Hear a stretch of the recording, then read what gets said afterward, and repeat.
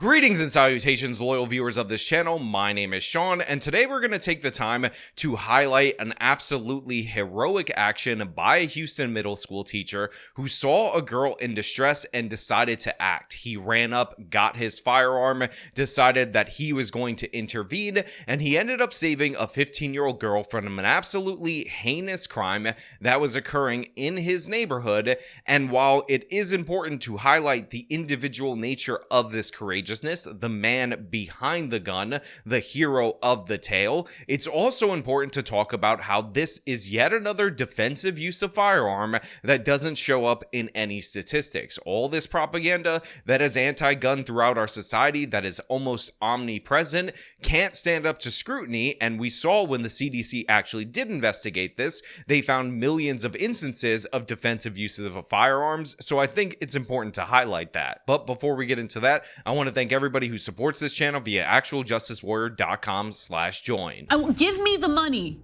Give me the money. Okay. On KHOU 11 News tonight, we are hearing from a Good Samaritan who helped save a teenager from being sexually assaulted. Investigators say the victim was followed after getting off a public bus. Aniele Ruiz has the hero story and the ongoing search for the attacker. So another good reason to highlight this story is the fact that this suspect, even though he was stopped at gunpoint by this Good Samaritan, is actually still on the loose. The police are still looking for him. We got a pretty decent image from the bus of said suspect. So if you know who this person is, I suggest you turn him in because we need some accountability for this action. But the story plays out as follows. 15-year-old girl is on a bus late in the evening, reportedly to go see her good friend. Another person who's on the bus with her decides that he's going to target this girl. He's going to assault her in an absolutely disgusting way. So when she gets off the bus, he follows her into an apartment complex, and that is when his attack begins. Well, guys, this man is a hero. He tells us he didn't think twice to actually jump into action and try to help this young girl, but he also tells us this isn't the first time he's had to do something like this. Away from her. It's dramatic video of David jumping out of his apartment into action after he said he heard a young girl yelling for help. I looked out the window and I saw a man beating up a woman on the ground, and he was trying to take her clothes off. David tells me he didn't think twice to go and get his gun. So first of all, I just want to point out that this guy is in a relative state of undress. He does appear to have some underwear on, but the reason why I had to substitute the blur with the black bar is because YouTube's terms of service treat me absolutely terrible when I show this. The full video is linked in the description, fully monetized, by the way, on the local news channel, but you could see David, the hero of the day, pointing his firearm and saying, "Get away from her," to this suspect who he saw attacking her. And by the way, the local news setup that I find incredibly intriguing about this is that apparently this isn't the first time he's had to use a firearm in order to defend another person, which again also does not show up in any crime statistics. Something for you to keep in mind when you hear all of this anti-gun propaganda is that the defensive uses, when no shots are fired, when you deflect a criminal or deter a criminal from taking further criminal action, just aren't present in the stats. I ran upstairs, I grabbed my pistol, and then I came outside and I asked what's going on. And the girl screamed, "I'm 15, help me."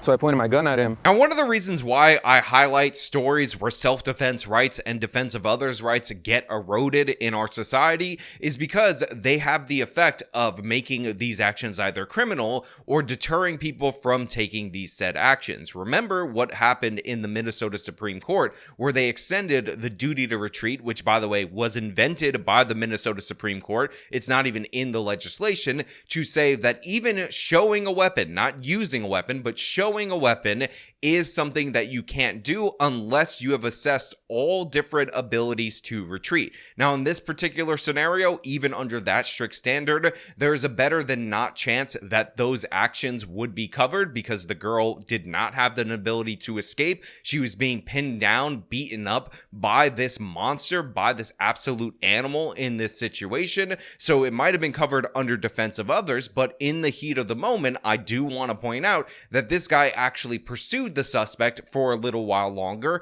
and possibly that would not be covered in a state like Minnesota. They would have said, hey, Monday morning quarterback time, you should have ran the other direction, and now you're guilty of scaring that poor innocent Angel Aladdin who is just trying to get this kind of gratification by force from a 15-year-old from feeding his starving family. We've paused the surveillance video to prevent from showing the 15-year-old victim, but you can hear and see when David confronts the suspect.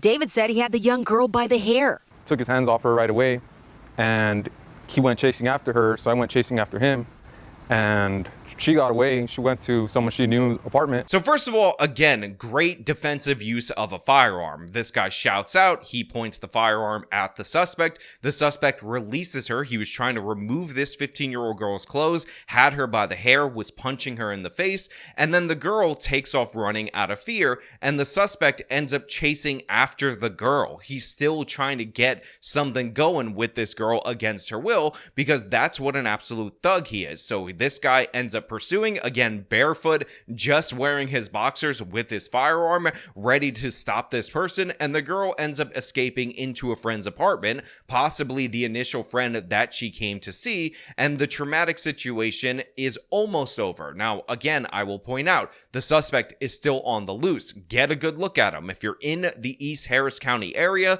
this is in and around Houston, then please call Crime Stoppers if you want to get the reward money, call the police if you see him, because obviously this person is incredibly dangerous. He should not be out on the streets again, and he's lucky that he didn't get shot, but in this situation, that firing of the gun didn't appear to be necessary. One neighbor tells us what she saw from her window. At first I was scared because I literally thought she was about to get raped. I think if he didn't come out, she probably would have got raped or something. Now look, the person that they're interviewing is a young girl. They're hiding her identity in and around the neighborhood, but I just want to point out that this is what you're faced against when you are being victimized in the street and you have looky-loos who do not act. There is nothing to indicate from right here that this girl did call 911, but let's assume that she did eventually call 911 before this person acted or during the time when this teacher acted, and the police were on their way. You have minutes before you're actually safe, before the police actually arrive, and who knows, by that time, the assault that he was trying to commit could have been completely completed, or we could have been in a situation where he dragged this woman to another place, he decided to kill her, or any kind of situation like that could have occurred. So it's just another reminder, in my opinion, that when seconds count, the police are minutes away. Harris County Sheriff investigators shared this picture of the suspect. They tell us the 15-year-old girl was on the bus with him. She got off the bus stop and he followed her across the street and into this complex. One neighbor who knows the teen told us she was heading to see a friend, and inside the apartment complex, that's when the suspect attacked her. Get a good look at the suspect right there, but also, and I'm not trying to blame the victim, this is advice for people going forward, be very aware of your surroundings. The noise canceling headphones are absolutely great, but if you want to be on the phone with somebody, put one headphone in and make sure you're able to hear. It is not worth it. If somebody is coming up behind you as you're entering an apartment complex, do not let that person in. If you don't feel like they're a genuine person, a genuine resident, and even if you do, it is not your job to be courteous to let them in near midnight when you're going to visit a friend. Obviously, you have to take your precautions, you have to be aware of your surroundings, and you have to understand when somebody is following you on the bus or through public transportation, they get off on your stop. When that feeling comes over you that something is wrong, there is a chance that something is wrong. This girl was unbelievably blessed that this person ended up coming in and intervening before the situation got more traumatic, but the fact of the matter is, it was already traumatic for her. She was already physically assaulted. She had to deal with a man, a criminal, trying to rip off her clothes in the middle of the grass in this apartment complex because he didn't give a damn about anything but his own personal gratification. Or as left-wing progressives would say, he was hungry and he just needed to get bread for his family and for some orphans in his neighborhood. You're willing to do this where everybody is and people can actually see what you're doing. That makes me wonder, A, is this your first time?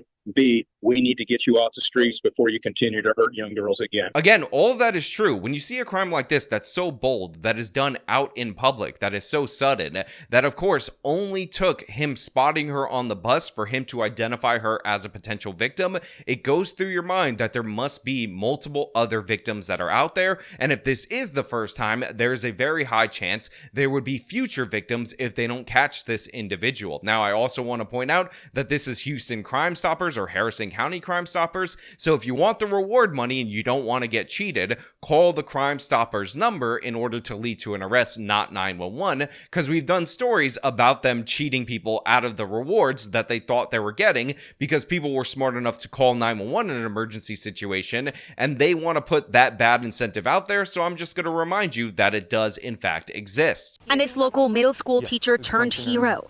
With that, I take my hat off to you. Look, if I had a hat, I would also tip it to this middle school teacher, and how nice is it for us on this channel to talk about the actions of a public school teacher and have them be so great, so grand, so glorious. But this man, David, he really wraps it up with a nice little bow with his final statement, and I just gotta give credit, all the lauding, all the praise to him, because these words, in my opinion, are incredibly powerful. David says he just did the right thing. I was scared too, I'm not gonna lie, but she needed help more than I was afraid, so I had to do it. I absolutely love that. She needed help more than he was afraid, so he had to take action. He had to just do it. Again, David, all the respect in the world to you. I'm going to look for a GoFundMe if one exists for you. Link that in the description. I have not found it at the time of me recording this video because we got to give credit to the gun owners that make other gun owners look great. We got to give credit to the citizens that make the American people look special, look courageous,